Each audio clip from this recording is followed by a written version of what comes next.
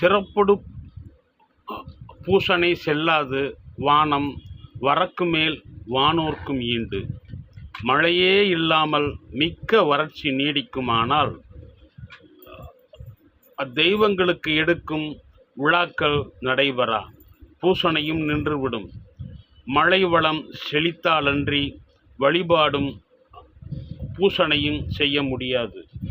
यदि आकाश सूख गया तो इस संसार में आकाशियों को उत्सव और पूजाएं नहीं हो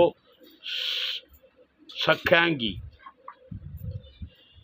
If the sky dry up, the festivals and worships cannot take place in this world to the celestials.